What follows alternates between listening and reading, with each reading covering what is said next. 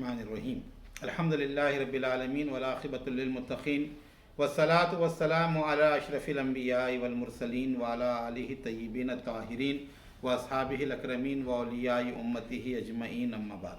मुअज़्ज़ज़ सामईन व नाज़रीन इकराम, ख्वाजा ख्वाजगां हज़रत ख्वाजा इमाम हसन अल बसरी रहमतुल्लाहि ताला अलैह की सीरत मुबारका के मुख्तलिफ़ वाक़ियात और आपकी हवाले से आपके मनाक़िब व फ़ज़ाइल का बयान हो रहा है। आज ये दूसरा इसका हिस्सा है, एहतिसाब नफ्स, यानी अपने नफ्स का हिसाब लेना। इसके मुताल्लिक़ एक बड़ी ही बेहतर बात ख्वाजा हसन बसरी ने बयान फरमाई। एक दिन का वाक़या है कि ख्वाजा हसन बसरी रहमतुल्लाहि ताला अलैह ने अपने खादिम से इरशाद फरमाया, आज अफ्तार के वक्त रोटी और तली हुई मछली लेकर बाज़ार से आना।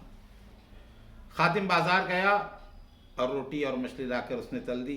खाना तैयार हुआ। अफ्तार के वक्त जो है ख्वाजा हसन बसरी रहमतुल्लाहि ताला अलैह के सामने रखा गया तो आपने फरमाया, दरवेश का लजीज खाने से क्या काम। खादिम ने अर्ज़ की कि हुजूर ही ने फरमाइश की थी, यानी आप ही ने कहा था। ख्वाजा हसन बसरी ने नारा मारा और ज़ार ज़ार रोने लगे, यहाँ तक कि रोते रोते बेहोश हो गए।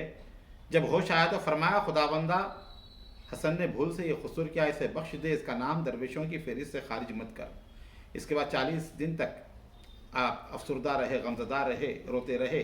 फिर गैब से निदाई के हसन, हमने तुझे माफ़ कर दिया और दरवेशों का सरगुरोह बनाया, लेकिन दिल शिकस्तगी को ना छोड़ना, क्योंकि मुझे बहुत अजीज़ है। ये दिल जितना शिकस्ता होता है उतनी ही उसकी मंजिलत मेरे हुजूर बढ़ाई जाती है। सुभान अल्लाह। उनके अंदाज़ करम ख़ास हुआ करते हैं, दिल में आना हो तो दिल तोड़ दिया करते हैं।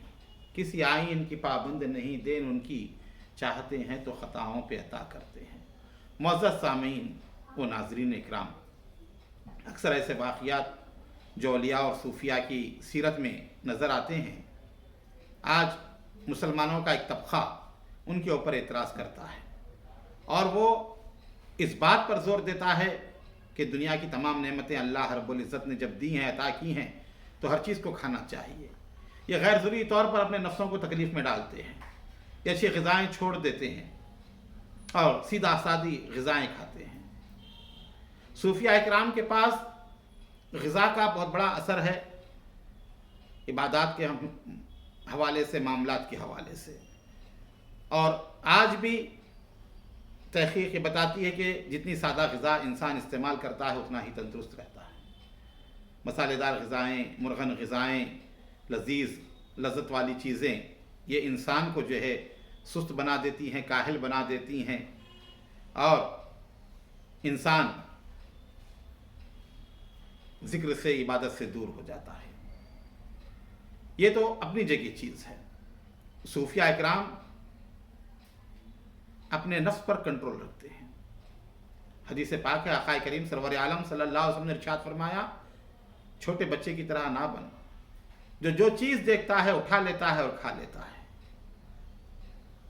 बेशुमार खाने रखे हुए, कई किस्म के अक़साम के खाने रखे हुए, कोई कभी ये खा रहा है, कभी वो खा रहा है, कभी वो खा रहा है। यानी उसका नफ्स जो कहता है वो खाने के लिए तैयार हो जाता है। नफ्स जिधर माइल होता है वो खाना चाहता है। अब यहाँ पर ज़ब्त नफ्स, ख्वाहिशात नफ्स को रोकना, कंट्रोल करना। सूफिया इकराम हलाल ग़िज़ा में भी थोड़ा इस्तेमाल करते हैं। कहते हैं कि अगर हम हलाल ग़िज़ा पर जो है कंट्रोल ना रखेंगे तो हराम ग़िज़ा आ जाएगी खाने में। खाने वाला फिर देखता नहीं कि क्या आने वाला है, और ये खाने का असर इंसान के क़ल्ब पर और इंसान के रूह पर होता है। एक बड़े अल्लाह वाले बुजुर्ग थे। एक बादशाह रोज़ाना उनके सामने से गुजरता, सलाम अलैक होती, तो उसने एक कहा कि हज़रत सूखी रोटी खाते हैं, कभी लजीज़ ग़िज़ाएँ खाएँ जो हम लोग खाया करते हैं, ताकि आपको मालूम हो कि दुनिया में कैसी लजीज़ ग़िज़ाएँ हैं, कैसी नेमतें अल्लाह ने दी हैं। वो एक दिन गोश्त का ख़ुरमा और अनवा अक़साम के खाने बना कर ले आया। कहा कि हज़रत दुनिया में ऐसी ग़िज़ाएँ भी हैं, आप खाएँ, आपने तो खाई नहीं, आपको मालूम ही नहीं है लज्जत क्या है, जायक़ा क्या है। آج ہم ذائقے کے پیچھے پڑے ہوئے ہیں۔ صوفیہ کرام کا حال دیکھیں آپ، انہوں نے کیسے اپنے نفس کو کنٹرول میں رکھا، خواہشات کو انہوں نے پھیلایا نہیں، سمیٹا اور وہ خوشحال رہے۔ آج ہم اپنی خواہشات کو بڑھا دیے ہوئے ہیں، اس کی تکمیل کے لیے ہر چیز سے معاملے کر گزرتے ہیں۔ ہم سوچتے نہیں، ہم تو چاہتے ہیں کہ ہماری خواہش ہی پوری ہو جائے، کسی طرح ہو جائے۔ وہ لا کر کھانا پیش کیا اور کہا کہ یہ بھی کھائیں۔ حضرت نے کہا تم جانتے ہو میں کیوں نہیں کھاتا؟ یہ تمہاری غذائیں جو تم کھاتے ہو اس سے میری کیفیت تبدیل ہوتی ہے۔ حضرت نے ایک آئینہ منگوایا، آئینہ منگا کر کہا کہ دیکھو کیسے اثر ہوتا ہے غذا کا۔ اس آئینے کے اوپر حضرت نے جو ہے خورمہ ڈال دیا، وہ پورا آئینے پر پھیل گیا۔ کہا یہ تمہاری غذا ہے، اب بتاؤ کیا آئینے میں صورت نظر آ رہی ہے؟ بادشاہ نے کہا کہ خورمہ جب آئینے پر پھیلے گا تو صورت کہاں سے نظر آئے گی؟ آپ نے کہا یہ تیری غذا کا اثر ہے، دل ایسا ہوتا ہے۔ پھر اس کے بعد حضرت نے اپنی جھولی سے سوکھا ہوا ٹکڑا نکالا اور اس خورمے کے اوپر پھیرنا شروع کیا، ہٹانا شروع کیا خورمے کو۔ اس سوکھے ٹکڑے سے جر کرتے وہ خورمہ ہٹتا چلا جاتا، آئینہ صاف ہو جاتا۔ اس کے بعد حضرت نے کہا دیکھ اب صورت نظر آ رہی ہے؟ کہا ہاں صورت نظر آ رہی ہے۔ کہا یہ میری غذا کا اثر ہے۔ دل تمہاری غذائیں کھانے سے ایسا ہوتا ہے، اور ہم جو کھاتے ہیں سادہ غذا، سوکھی روٹی، اس سے دل کے آئینے کی طرح حیثیت ہو جاتی ہے، وہ روشن ضمیر بن جاتے ہیں۔ دل جب صاف ہوتا ہے، دل آئینہ بنتا ہے، تو سامنے والے کے دل میں کیا ہے وہ اس کے دل میں نظر آتا ہے۔ اسی کو تو روشن ضمیری کہتے ہیں، اور کوئی دوسری چیز نہیں۔ یہ کب ہوتا ہے کہ انسان اپنے آپ پر کنٹرول رکھے، اپنے آپ پر قابو رکھے۔ تو صوفیہ اکرام بزرگان دین نے کیا کیا؟ یہاں کی جو غذائیں ہیں ان کو انہوں نے اپنے لیے محدود کر دیا، دور کر دیا، اور سادگی کو اختیار کیا۔ رسول پاک سرور عالم صلی اللہ علیہ وسلم سادگی کو پسند فرماتے تھے، اور صوفیہ اکرام نے بھی اسی کو اپنے پیش نظر رکھا۔ الغرض اللہ کی بارگاہ میں رونا، تضرع کرنا، یہ بھوکے رہنے سے، کم کھانے سے آتا ہے۔ پیٹ بھرا ہوا شخص نہ وہ اللہ کی بارگاہ میں رو سکتا ہے، نہ آہوزاری کر سکتا ہے۔ اب اس کے بعد ایک کرامت کا واقعہ حضرت شیخ الہدیانی یعنی اللہ دیا رحمۃ اللہ علیہ نے لکھا۔ امام حسن بصری ایک مرتبہ جماعت کے ساتھ حج کے لیے جا رہے تھے۔ صحرا میں ایک شخص کو پیاس معلوم ہوئی، تلاش کرنے سے کنواں ملا تو اس پر بالٹی اور ڈوری موجود نہیں تھی، رسی نہیں تھی، ڈوری نہیں تھی، بالٹی نہیں تھی۔ آپ نے فرمایا کہ جب نماز میں مشغول ہو جاؤں تو تم لوگ پانی پی لینا۔ اس کے بعد آپ نماز میں مشغول ہو گئے اور نماز پڑھنا شروع کیا۔ تھوڑی دیر گزری کہ پانی کنویں سے ابلنے لگا اور اوپر تک آ گیا۔ قافلے کے تمام لوگ اس سے سیراب ہوئے اور لوگوں نے بھی وضو کیا، مگر ایک شخص نے کیا کیا، ایک لوٹا پانی کا اس میں سے نکال کر جو ہے رکھ لیا۔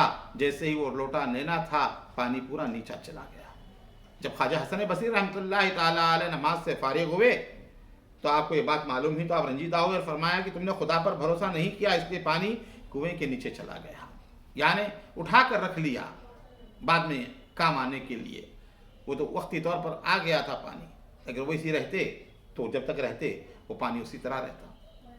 تو یہ خدا پر بھروسہ، خدا پر یقین کرنے کی ترغیب اولیاء اللہ نے دی کہ ہر چیز کے معاملے میں خدا پر یوم جدید رزق جدید، ہر دن نیا دن ہے، ہر دن نیا رزق ہے۔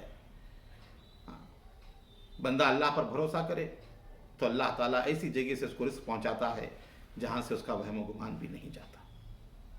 آج ہمارے اندر یہ یقین کی کیفیت کمزور ہے۔ آج ہم نے اسباب پر بھروسہ کیا ہے، مسبب الاسباب کو ہم نے چھوڑ دیا، اور اسباب کے اوپر ہم تک کیا لگائے ہوئے ہیں۔ فاعل حقیقی ہر چیز کا کرنے والا اللہ رب العزت ہے۔ پرندے صبح نکلتے ہیں خالی پیٹ نکلتے ہیں، جب شام آتے ہیں تو پیٹ بھرے ہوتے ہیں۔ اب بتائیے وہ کیا کام کرتے ہیں، کیا مزدوری کرتے ہیں؟ تو اللہ رب العزت کی ذات پر یقین۔ تو وہاں پر پانی آیا تھا لیکن اس شخص نے نکال کر رکھ لیا تو پانی چلا گیا۔ وہ خاموش رہتے تو پانی اسی طرح رہتا۔ اب یہاں پر حجاج بن یوسف تاریخ اسلام کا مشہور شخص ہے، جس کے مظالم کی بے انتہا داستانیں تاریخ کے صفحات پر پڑی ہوئی ہیں، بے شمار واقعات، کئی اکابرین کو جس نے قتل کیا، ظلم کی انتہا کر دی۔ وہ ایک مرتبہ آپ کی مجلس میں آ کر بیٹھا جب واعظ بیان فرما رہے تھے، اللہ اکبر کیا شان تھی، آپ مسلسل بیان کر رہے ہیں، کبھی اس کی پرواہ نہیں کی۔ آج ہم ہو تو کوئی آ جائے، بڑا صاحب ایسے وہ تو کہتے ہیں کہ آئیے بازو بیٹھیے، ادھر سامنے آئیے، سامنے تشریف رکھیے، قریب آئیے۔ وہاں حجاج وہ آگے بیٹھا ہوا ہے، ظالم ہے، جانتے ہیں، اسی طرح مسلسل بیان کر رہے ہیں۔ اور جب آپ کی گفتگو ختم ہوئی تو ایک شخص نے کہا حسن، واقعی حسن ہے۔ حجاج خاموش بیٹھا رہا، پھر آپ کے قریب آیا اور آپ کا بازو پکڑ کر کہا تمام حاضرین سے کہ اگر تم لوگ کسی مرد خدا کو دیکھنا چاہتے ہو تو حسن بصری کو دیکھو۔ یعنی جو اللہ سے ڈرنے والا ہے وہ کسی دوسرے سے نہیں ڈرتا۔ لا خوف علیہم ولا هم یحزنون کی عملی تفسیر خواجہ حسن بصری کی یہاں زندگی میں نظر آتی ہے کہ ظالم آ کر بیٹھا ہوا ہے، جو ذرا سی بات پر جو ہے لوگوں کو قتل کر دیتا، گردنیں اڑانا اس کے لیے معمولی چیز تھی۔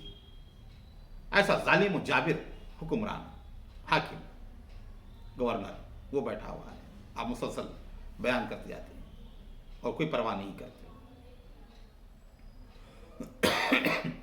ایک شخص نے حجاج کو اس کے مرنے کے بعد خواب میں دیکھا کہ سب میدان حشر میں جمع ہے اور حجاج بھی موجود ہے۔ اس شخص نے حجاج سے پوچھا آج تو پروردگار سے کیا مانگے گا؟ حجاج نے جواب دیا وہی جو خدا کو واحد ماننے والے مانگتے ہیں۔ حجاج کے بارے میں مشہور ہے کہ جب اس پر نزا کا عالم طاری ہوا اس نے دعا مانگنی شروع کی، بارہ الہ سب لوگ ایک زبان ہو کر کہتے ہیں کہ تو مجھے معاف نہیں کرے گا اور بخش نہیں دے گا، لیکن تو غفار اور کریم ہے، ان کوتا دل اور کم حوصلہ لوگوں کو دکھا دے کہ تو فعال لما یرید ہے، تو جو چاہتا ہے کرتا ہے، اور میرے جیسے خطاکار کو بخشنے میں تجھے کوئی رکاوٹ نہیں، تیری بخشش بے پایا ہے۔ خواجہ حسن بصری کو جب یہ واقعہ معلوم ہوا تو آپ نے فرمایا کہ وہ خبیث اپنی زبان ترازی اور لسانی سے عاقبت بھی سنوار لے گیا۔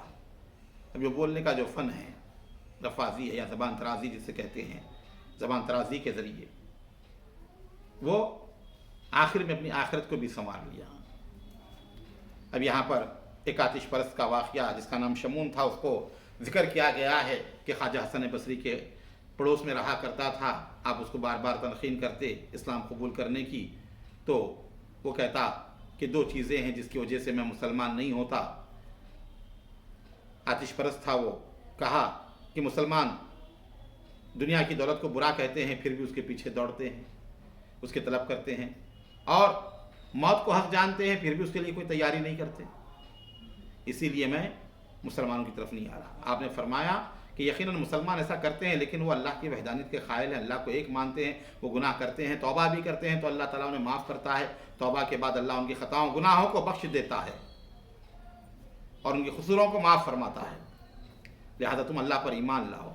شمون نے کہا اگر ایسے ہی جیسے آپ فرما رہے ہیں تو میں اللہ پر ایمان لاؤں گا۔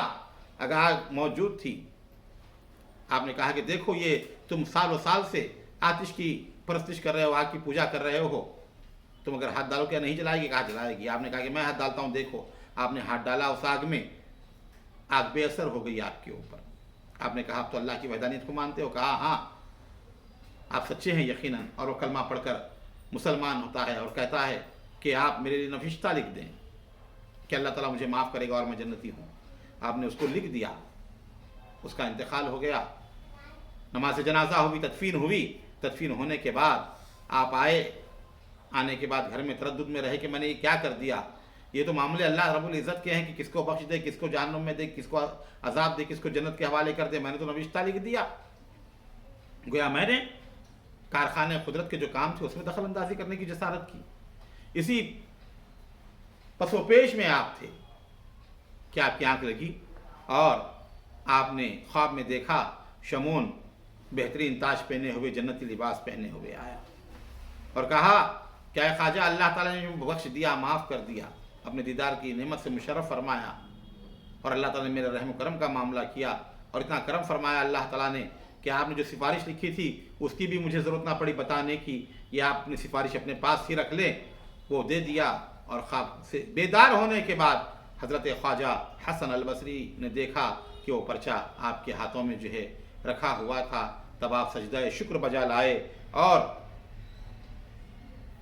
آپ بہت بے انتہا خوش ہوئے کہ اللہ تعالیٰ نے جو ہے میری لاج رکھ لی. یہ اللہ تعالیٰ کا فضل و کرم اس شخص کے اوپر ہوا. اب ایسے واقعات دیکھتے ہیں تو لوگ اس پر بھی اعتراضات کرتے ہیں, کہتے ہیں کہ بھائی ان کو کیا اختیار, انہوں کون لکھنے والے ہیں. آپ دیکھیں امام حسن امام حسین کے واقعات میں اکثر لوگ بیان کرتے ہیں فاروق اعظم کے صاحبزادے کے متعلق انہوں نے نوشتہ لکھ کر دے دیا تھا, جس کو فاروق اعظم نے کہا تھا کہ میں اللہ کی بارگاہ میں پیش کروں گا. ایسے کئی واقعات صوفیاء اکرام کی زندگی میں اور دیگر حضرات کی زندگی میں ملتے ہیں. یہ اللہ کے محبوب بندے ہیں, اللہ تعالیٰ ان کی باتوں کو سنتا ہے. آقا کریم سرور عالم نے فرمایا نوافل کے ذریعے بندہ مولا کا قرب حاصل کرتا ہے تو مولا اس کی زبان بن جاتا ہے جس سے وہ بولتا ہے. وہ جو بولتا ہے اللہ تعالیٰ اسی طرح کرتا ہے. اب جو لکھے گا اللہ تعالیٰ یقیناً اللہ کی ذات سے امید ہے کہ اللہ تعالیٰ جو ہے ان کے صدقے میں آدمی پر رحم و کرم کا معاملہ فرمائے گا. اب یہاں پر سما سے رغبت, اب یہ سما کے بارے میں آج کل تو شدت و غلو دونوں طرف سے چل رہا ہے.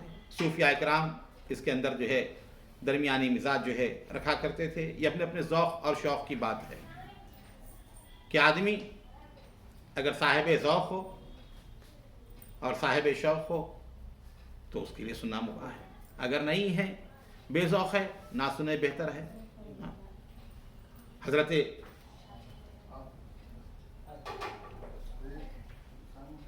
حسن بصری وہ سنا کرتے تھے, پڑھا کرتے تھے, پڑھنے والے آپ سنا کرتے تھے. اور یہاں فرماتے ہیں تواجد بھی فرماتے تھے کہ دل کا ایک راز ہے کہ جب اس میں تحریک ہوتی ہے تو انسان پر وش طاری ہوتا ہے اور سما درد الہی ہے. جس شخص نے اس کی سچائی کے ساتھ سنا وہ حق تک پہنچ گیا اور جس نے اس کو نفس کی خوشنودی کے لیے سنا وہ دے دین ہوا. اب یہاں فرما رہے ہیں کہ جو ہے محفل سما ہے کیا, سچائی کے ساتھ سن رہا ہے, حق کے ساتھ سن رہا ہے تو حق تک پہنچ گیا, اور نفس کی خوشنودی کے لیے سنتا ہے تو بے دین ہے, خواہش نفس کے لیے. تو اللہ اس کے رسول کی محبت کو بڑھانے کا ذریعہ ہے. اب اس کے متعلق جو کئی کتابیں سما کے متعلق ہمارے بزرگوں نے تحریر فرمائی ہیں. بندگی مخدوم بندہ نواز کے صدرات رحمۃ اللہ یا دوسرے بزرگان دین ہوں, بلکہ تعمیر کے متعلق خود جو ہے اس کے جواز پر جو ہے کتابیں جو ہے لکھی ہوئی ہیں. اب جو نہیں مانتا ہے اب اس کی اپنی مرضی ہے, اب جو سنتا ہے وہ اس کی اپنی خوشی پر ہے. اب اس میں کوئی زور زبردستی نہیں ہے کہ ہم سنتے ہیں تم بھی سنو. اپنا اپنا مشرب ہے, اپنا اپنا ذوق ہے, اپنا اپنا مزاج ہے. اگر کوئی پہاڑ کو سر مار رہا ہے پہاڑ کو توڑنے کے لیے تو نادانی ہے, پہاڑ تو ٹوٹے گا نہیں لیکن سر زخمی ہو جائے گا. تو محفل سما یہ ہمارے سلسلہ چشت اہل بہشت میں رائج ہے. پھر کبھی انشاءاللہ تعالی اس کے متعلق جو ہے گفتگو کا جو ہے معاملہ رہے گا, اور تھوڑے واقعات ہیں انشاءاللہ تعالی.